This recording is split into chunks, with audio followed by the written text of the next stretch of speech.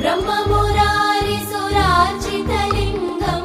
निर्मलभाषितशोभितलिङ्गं जन्मजदुःखविनाशकलिङ्गं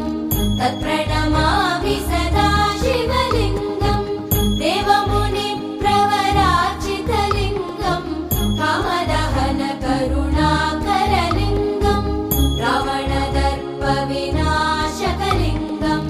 तत्प्रणमामि सदा शिवलिङ्गं शिव शिव शिव शिव शिवाय नमः हर हर हर हर हराय नमः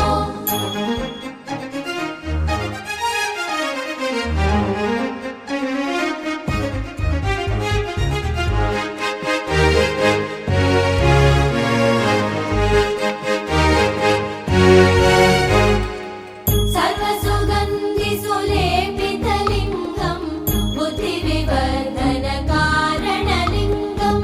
सिद्धसुरासुरवन्दितलिङ्गं तत्प्रणमामि सदा